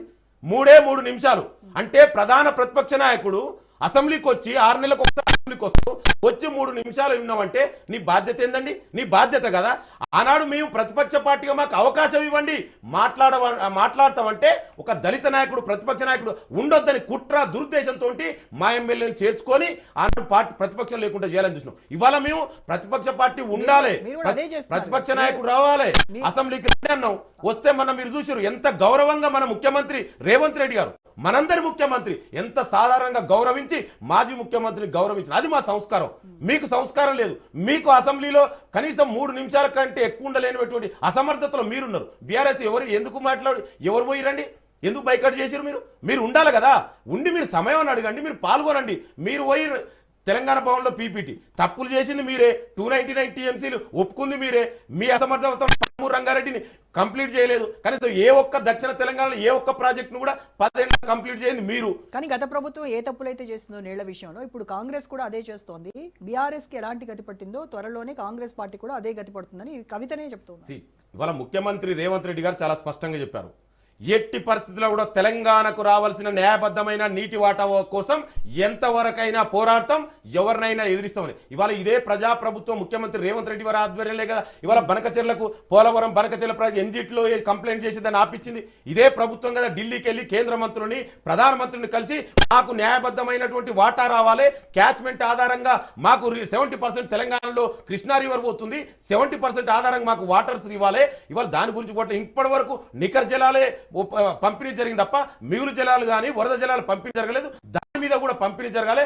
మా న్యాయబద్ధమైన వాటా కోసం ఎక్కడ కూడా కాంప్రమైజ్ కాకుండా కొట్లాడుతుంది రేవంత్ రెడ్డి గారు తెలంగాణ ప్రజాప్రభుత్వం కదా. అవి మీకు కనబడతలేవా? ఇవాళ మీరు చేసిన మోసాలు తప్పులేదాలు బయటపడుతుంటే ఇవాళ కొత్త డ్రామా తెరలేపి ఇవాళ మీకు గుర్తొచ్చింది. 10 ఏళ్లలో మీరు ఎందుకు మాట్లాడండి? అసలు ఈ సముద్రంలో వృధాగా కలుస్తున్న నీళ్లు రాయలసీమకు నీళ్లు తీసుకుపోతారని కేసీఆర్ కదా. మీకు ఎవిడెన్స్ కావాలా? ఇది మనందరికీ తెలుసు, మీరు అందరూ చూసారు కదా. రోజా ఇంటికి పోయింది, చేపల పుస్తకం వచ్చింది, నిజం కదా.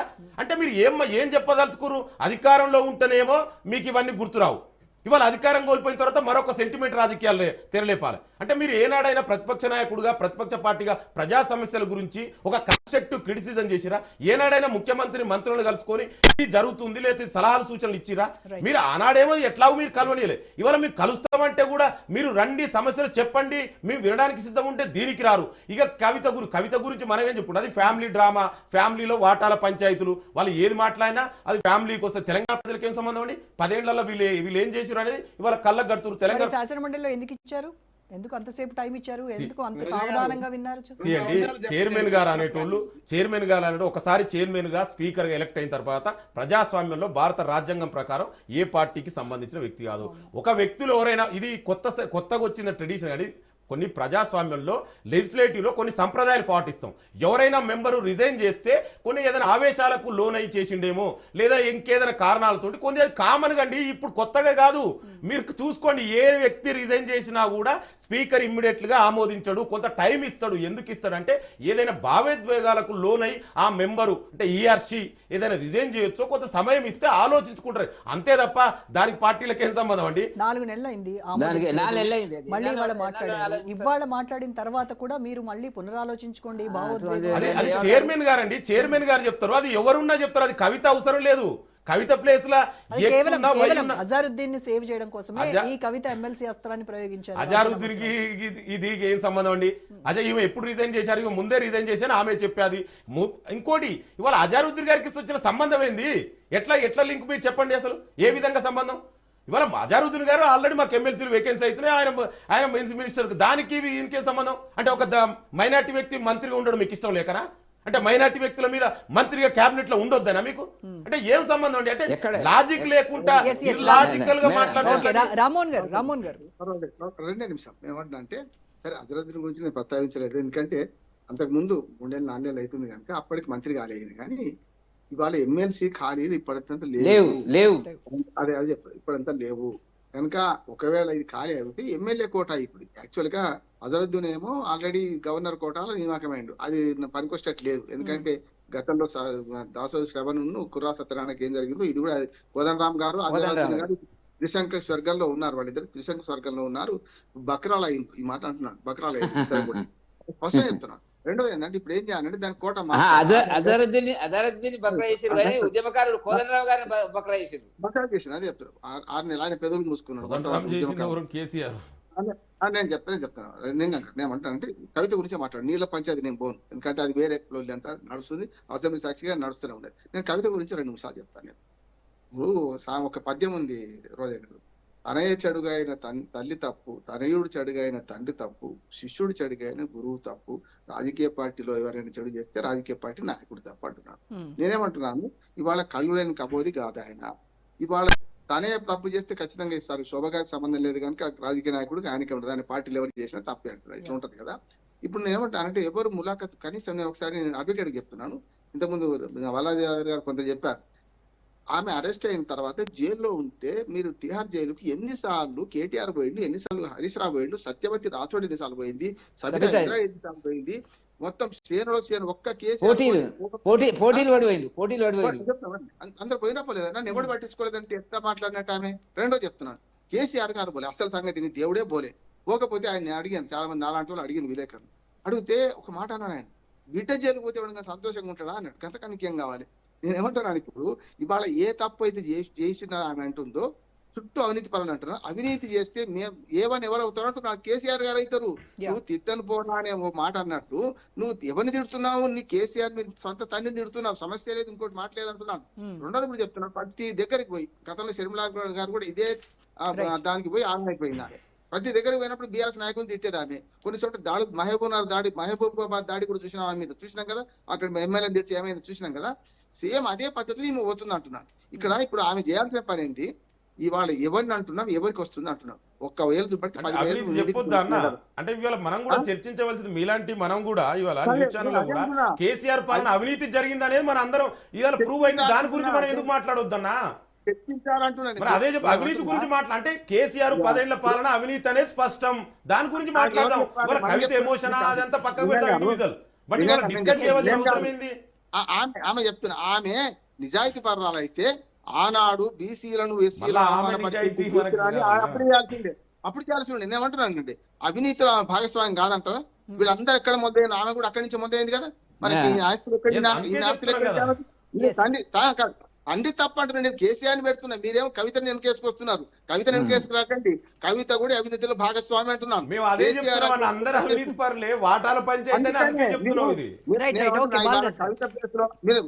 మీ చెయ్యి లేకపోతే మీరు కవితని ఇట్లా వెనకేసుకురారా అంటున్నా, ఇక్కడికే వస్తున్నాయి డైరెక్ట్.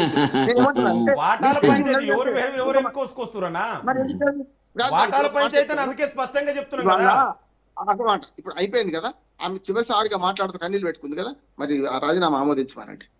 అని స్వతంత్రుడు ఏం కాదు. నేను ఏమంటున్నా, మీ చేతిలో అందరి ప్రభుత్వం చేతిలో బందీలు ఇద్దరు సుదీర్ఘంగా ఆలోచించుకున్న తర్వాతనే మళ్ళీ ఈ డెసిషన్ కి వచ్చాను.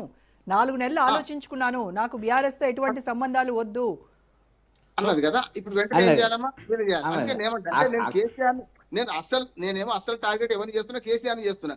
మీరేమో ఇది విడిచిపెట్టి ఈమెను పట్టుకొని మొత్తం ఇంటి దొంగ ప్రాణహాని, ఇంటి దొంగ ఆ పని చేస్తున్నది, ఆ దొంగతనంలో ఆమె కూడా భాగం ఉంది, ఈ సంగతి తెలుసు, అందరికి తెలుసు కదా అంటున్నాను నేను. కానీ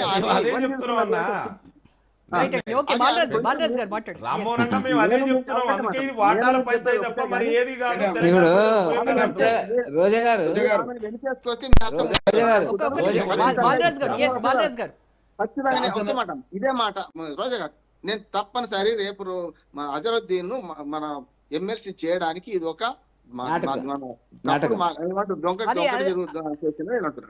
క్లియర్ గా కనబడతానే ఉంది. కానీ వాళ్ళు ఎంత దాట వేస్తే దాన్ని కప్పిపుచ్చాలని చూస్తున్నా కూడా రేపు జరిగేది అదే. జరిగిన రోజు మరి వాళ్ళు ఏం సమాధానం చెప్తారో చూద్దాం. బాలరాజ్ గారు, మేడం సెప్టెంబర్ 20, 2025లో తను రాజీనామా సమర్పిస్తే జనవరి ఈ రోజు అంటే ఏ తారీఖు 4వ తారీఖు 5వ తారీఖు వచ్చింది. 5వ తారీఖు రోజు వచ్చి శాసన మండలిలో ప్రసంగం, ఆ ప్రసంగానికి 1 గంట సేపు టైం, దానికి గుత్తా సుఖేందర్ రెడ్డి గారు సాక్ష్యం. అదేవిధంగా హరీష్ రావు గారు శాసనసభలో అయితే ముఖ్యమంత్రి రేవంత్ రెడ్డి గారు కేసీఆర్ ని పట్టుకొని రాజ్యాంగబద్ధమైనటువంటి పదవిలో ఉండి నాలిక కోస్తామని చెప్పి శాసనసభలో మాట్లాడి విమర్శలకు పాలైనాడు. సార్ అది ఇందాక మాట్లాడాం బాలరాజ్ గారు, అవన్నీ మనం ఇందాక మాట్లాడాము. కసబు లెక్క ఉరిదీస్తామని చెప్పేసి మాట్లాడి గురించి మీరు మాట్లాడొద్దు. కసబు లెక్క ఉరిదీస్తామని చెప్పేసి మాట్లాడి నవ్వుల పాలైండు. అసలు అదేవిధంగా ఆ భాష సౌత్ గురించి కంట్రీస్ లలో ఇద్దరిని త్రాసులో వేస్తే ఎటువైపు మొగ్గదండి, అలాగే ఉంటుంది. ఇద్దరు సమానంగా ఉంటారు అందులో. అసలు అటే వస్తా మీరు రాదైతే రావాలనుకుంటే అటే వస్తాను, ఆగండి.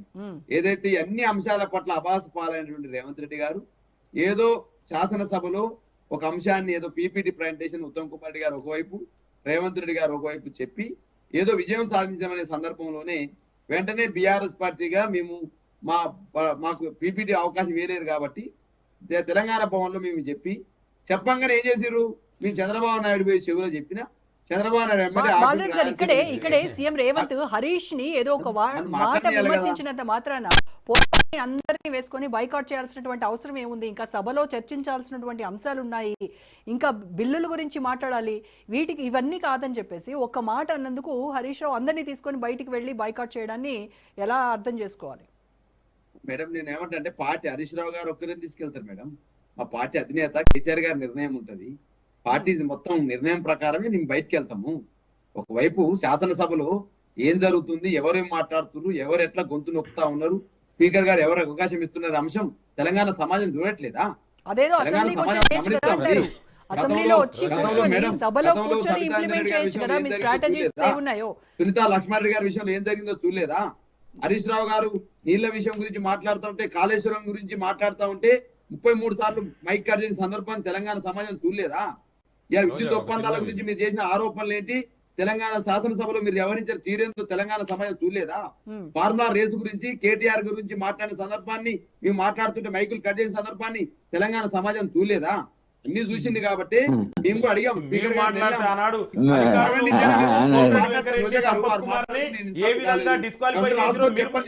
చెప్పే ముందు ఏదైనా నిజాలు మాట్లాడు మిత్రమా. మీరు చదువుకున్నారు, డాక్టరేట్ కోమటిరెడ్డి సంపత్ కుమార్ ని నిర్ద్వంద్వంగా అసెంబ్లీ నుంచి డిస్క్వాలిఫై చేసి మేము ఆ విధంగా చేయలేదే. అసలు ఇప్పటి వరకు చూడు రోజా గారు ఎన్నిసార్లు మేము మిమ్మల్ని సస్పెండ్ చేసాం అసెంబ్లీలో, బీఆర్ఎస్ ఎమ్మెల్యేలు ఎన్నిసార్లు కాంగ్రెస్ ప్రభుత్వం ఏర్పడిన తర్వాత సస్పెండ్ చేసిరో చెప్పండి. I can show you. మీ 10 ఏళ్లలో ఎన్నిసార్లు చేసిరో నేను చెప్పగలుగుతా. మేము 2 ఏళ్లలో ఎన్నిసార్లు ఈ స్పీకర్ ఈ హౌస్ ఎన్నిసార్లు బీఆర్ఎస్ ఎమ్మెల్యే సస్పెండ్ చేసిందో చెప్పు. ఏం మాట్లాడతారండి మీరు కూడా వాళ్ళ లెక్క మాట్లాడితే ఎట్లా? లింగం యాదవ్ గారు, మీరు మా పరిపాలన మీద మీరు పోరాటం చేసిరా చేయలేరా? మీరు దాని గురించి అసెంబ్లీలోనే చెప్పండి. అధికారంలోకి వచ్చిన వాళ్ళు ఏం చేయాల్సిందో అది చేయండి అనేది మేము పోరాటం చేస్తున్నాం ప్రతిపక్షంగా. అంటున్నారు కదా, మీరు అది చేసిరు కాబట్టి మేము వచ్చినా ఉంటారు కదా, మరి మీరు ఏం చేస్తున్నారు చూడంటున్నా నేను. మీ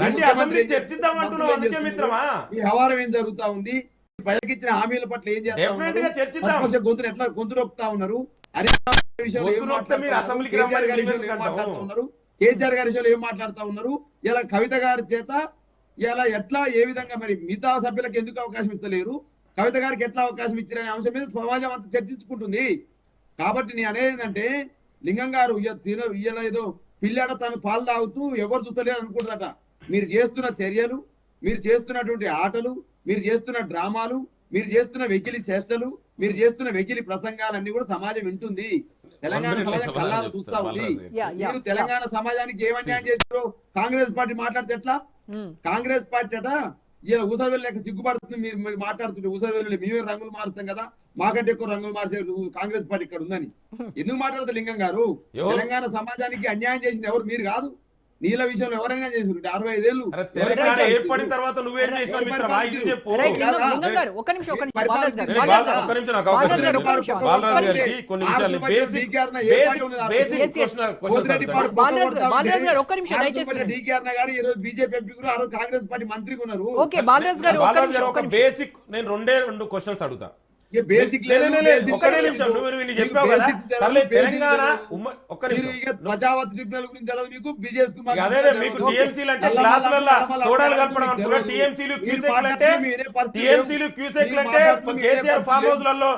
గ్లాసులలో కలపడం అనుకోకూరి. దయచేసి మీరు తెలిసిన లాంగ్వేజ్ ఇతరులకు అనుకుంటే నేనేమంటే బీఆర్ఎస్ నాయకుడిని సూటిగా ప్రశ్నిస్తున్నాండి. ఇవాళ పరిస్థితి? ఇంత ముందుకు మీకు అవకాశం ఇస్తలేము, మేము మాట్లాడిస్తాను. ఇప్పటి వరకు మేము ఎన్నిసార్లు బీఆర్ఎస్ ఎమ్మెల్యే సస్పెండ్ చేసినాం, దమ్ము ఉంటే దాని మీద చెప్పండి. రెండో ప్రశ్న, ఇవాళ వీళ్ళేదో ఉమ్మడి ఆంధ్రప్రదేశ్ తెలంగాణ ఏర్పడింది ఎందుకోసం అండి? నీళ్లు, నిధులు, నియామకాలు. ఉమ్మడి ఆంధ్రప్రదేశ్ లో అన్యాయం జరుగుతుందని కదా తెలంగాణ రాష్ట్రాన్ని కాంగ్రెస్ పార్టీ ఇచ్చింది. ఇచ్చిన తర్వాత తెలంగాణ వచ్చిన తర్వాత నువ్వేం చేసినావు చెప్పు. నువ్వు తెలంగాణ వచ్చిన తర్వాత నువ్వేం చేసినావు చెప్పు. రెండోది, అన్యాయం చెప్పు. నువ్వు టీఆర్ఎస్ కేసీఆర్ చేసింది. అరే ఇవాళ 299 TMS కి తెలంగాణ దక్షిణ తెలంగాణకి ఎడారిగా మారడానికి కేసీఆర్ కారణం అంటున్నా నేను. నీకు దమ్ముంటే 299 సైన్ ఎట్లా పెట్టేస్తావు నువ్వు ఎట్లా అగ్రి అయ్యేస్తావు? కామన్ సెన్స్ లేదా? అది కామన్ సెన్స్ లేదా నీకు? ఆయన చెప్పేది 28 లేఖలు రాసిన 28 లేఖ అసలు నువ్వు ఎట్లా అగ్రి అవుతావు? నువ్వు ముందు దానికి సమాధానం క్షమాపణ చెప్పాలి. నువ్వు దానికి తెలంగాణ ప్రజలకు దక్షిణ తెలంగాణ నేలకు రాయాలి. నువ్వు ఆంధ్రాకు నీళ్లు తీసుకుపోవడానికి కారణం జలదోపిడి కారణం కేసీఆర్ అసమర్థత వల్ల. నీకు కాంగ్రెస్ పార్టీ కాదా? నీకు అది కనీసం నువ్వు బాలరాజు గారు మీరు చదువుకున్నారు. నేనే కాదు ఇక్కడ పెద్దలు కూడా ఉన్నారు. రోజా గారు నేను ఒక సూటిగా ప్రశ్నిస్తాను. మీకు జల విభాగాల గురించి కానీ జల చట్టాల గురించి కానీ మీకు తెలిస్తే చెప్పండి. ఎక్కడైనా నీటి పంపకాలు ఇక్కడ ఇండియాలో కాదండి, అంతర్జాతీయ నది ఒప్పందాల ప్రకారమైన కూడా క్యాచ్మెంట్ ఈజనే ఏరియా ఆధారంగా నీకు వాటా డిస్ట్రిబ్యూషన్ జరుగుతుంది. నీటి వాటా మరి తెలంగాణలో 70% నీటి వాటా పోతుంటే కృష్ణా రివర్ నువ్వు 299 కి ఎట్లా అగ్రి అయినావు? దీనికి సమాధానం లేదు. 2016లో అన్నాడు ఫస్ట్ ఎఫెక్ట్స్ కమిటీలో అప్లై అవుతాడు. 2020లో కేసీఆర్ సైన్ పెట్టి వస్తాడు. ఇవాళ ఒక్క ప్రాజెక్ట్ కూడా కంప్లీట్ చేయలేదు. ఇదే మీ యొక్క అసమర్థతను కప్పిపుచ్చుకోవడం కోసమే అసెంబ్లీ నుంచి మీరు బయట చేశారు. మీ అసమర్థతను కప్పిపుచ్చుకోవడం, మీ తప్పులు బయట పడతాయనే మీ యొక్క టీఆర్ఎస్ భవన్లో పీపీటీసుకోవడం కాదు, అసెంబ్లీకి వచ్చి చర్చలో పాల్గొనండి. చెప్పలేదు మీరు. ఏం చెప్పాలండి? మీకు ఎట్లా ఒప్పుకుంటామంటే దానికి సమాధానం. ఇంకోటి ప్రధాన ప్రతిపక్ష నాయకుడు బాధ్యత ఏంటండి? ప్రజాస్వామ్యంలో 3 నిమిషాలు అసెంబ్లీకి వచ్చి వెళ్ళిపోతాడు ఈయన ప్రతిపక్ష నాయకుడు. ఒక చిన్న ఎగ్జాంపుల్ అండి. స్కూల్ కిడ్ మినిమం స్కూల్ కి రాకపోతే అటెండెన్స్ లేకపోతే డిస్క్వాలిఫై చేస్తారు. మరి ప్రధాన ప్రతిపక్ష నాయకుడు ప్రతిపక్ష బాధ్యత బోధించకుంటే ఏం చేయాలండి? దానికి సమాధానం లేదు. లింగం గారు ఒక నిమిషం, బాలరాజ్ గారు చెప్పేది వినండి. నేను అడిగిన సమాధానం చెప్పండి. ఎన్నిసార్లు మీరు సస్పెండ్ చేసినావు? మీ హయాంలో ఎంత మందిని మా కాంగ్రెస్ ఎమ్మెల్యే సస్పెండ్ చేశారు? సమాధానం చెప్పు. మీరు ఒక్క నిమిషం. బాలరాజ్ గారు, ఆంధ్రప్రదేశ్ పునర్విభజన చట్టం తయారు చేసింది కాంగ్రెస్ పార్టీ ఆ రోజు కేంద్రంలో. ఆ రోజు 299 TMCలు తెలంగాణ ప్రాంతానికి వస్తాయని చెప్పేసి వాళ్ళు తాత్కాలిక ఒప్పందాన్ని కంటిన్యూ చేసింది బీఆర్ఎస్ పార్టీ. తాత్కాలిక ఒప్పందం అని ఆ బిల్లు నిన్న చేసినటువంటి కుమార్ రెడ్డి గారు మీకు తెలుసో మరి తెలియకుండా కేసీఆర్ భాష లెక్క మీరు ఏ చట్టంలో ఉంది? విభజన చట్టంలో ఎక్కడ 299 ఉంది?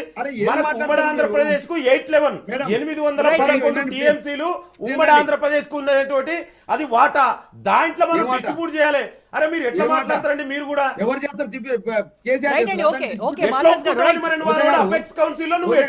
దానికి సమాధానం చెప్పంటున్నా.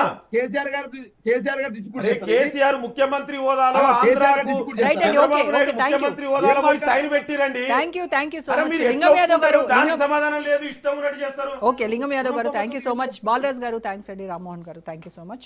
వెంకటరెడ్డి గారు ధన్యవాదాలు. రైట్, ఇది వాళ్ళ special debate. Stay tuned to Raj news.